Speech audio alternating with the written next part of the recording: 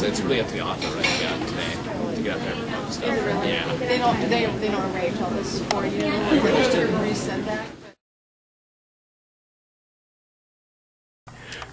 I do indeed, yeah. That's actually the last chapter of the book, and probably the most controversial.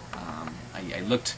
The drinking age, by the way, is 25 years this year. This is 2009, and we shifted the drinking age up to 21 in 1984. So we've had 25 years of experience now with this.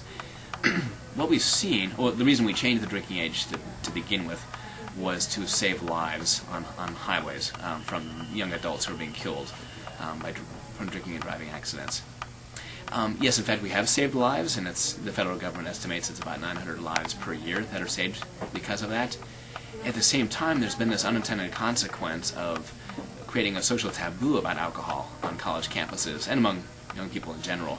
And therefore, what you're seeing now is binge drinking behavior because the students don't know when they can touch it next, and therefore, when they do get their hands on it, they overdrink. And so it's kind of like being in a Prohibition speakeasy.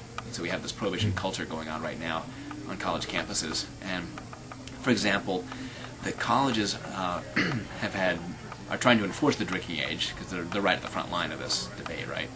So they've been trying to enforce the drinking age, and largely what they're doing is driving the drinking off campus or driving it underground where it can't be monitored anymore nor controlled.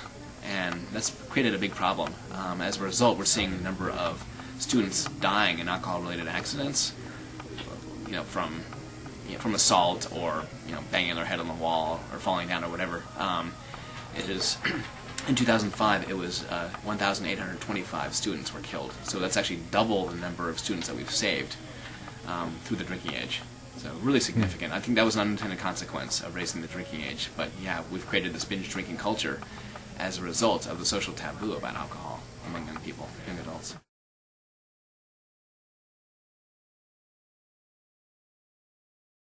We'll see. There's certainly a big national debate going on about this, and the Amethyst Initiative at this point has been underway for over a year, and they're getting a lot of press, and there's a big national discussion going on right now about the drinking age, and a number of states that have actually talked about already, we're going to potentially raise up a bill to lower the drinking age down to 18. So it's been a number of states that have talked about doing that. They haven't done it yet. The big hurdle, of course, the way Mothers Against Drunk Driving got the drinking age raised was using federal law. And by the way, states control the drinking age, not the federal government. Right. But they got the federal government to threaten to withhold 10% of their matching highway funds if they didn't raise the drinking age. So within 4 years, every state and the District of Columbia all raised their drinking age to 21. So yeah, that's sort of that's the stick.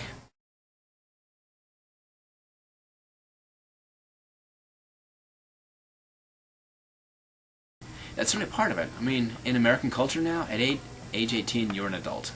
You have every single right at age 18, for example.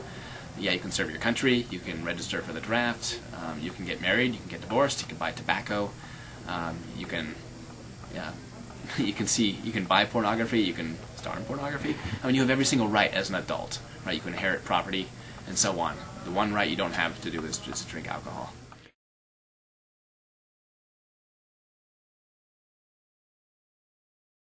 I did, yeah. I touched upon that in the book a little bit. And actually, I lived in Germany for 5 years. And especially the countries where it's kind of normalized, like with beer in Germany, and also have a big wine culture, and also like in France and Italy, parents tend to raise their kids with alcohol at the dinner table. So it's much more of a normal thing that it's part of the meal. And so kids don't have this attitude that it's taboo somehow, that therefore they shouldn't touch the stuff, and therefore they want to overdrink it. So it's a definite difference in the way parents raise their kids in Europe versus the United States, where there's very much of a sense of, gosh, am I allowed to serve alcohol to my kids? And the answer is yes, you're allowed to, certainly. But a lot of parents don't, because there's still this, gosh, the drinking age is 21. I shouldn't give my kid, some watered-down beer,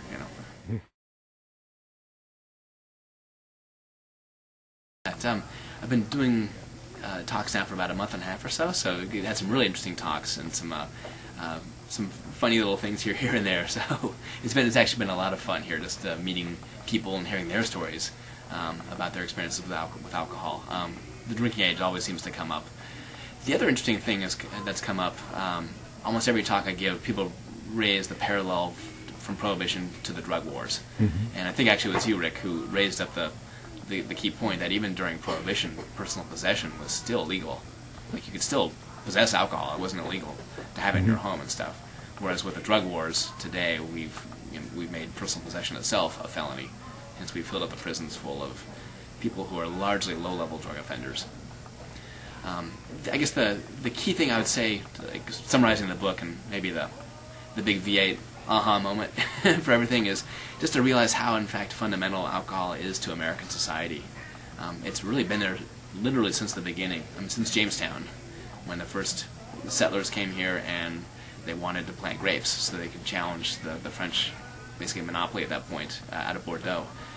Or the Pilgrims, who in 1620 got here, and they landed at what's now Provincetown, the very tip of Cape Cod, and the first thing they did was dig a well so they could get water so they could brew beer, because that's how you preserved your water back then. And the Pilgrims, by the way, were Puritans.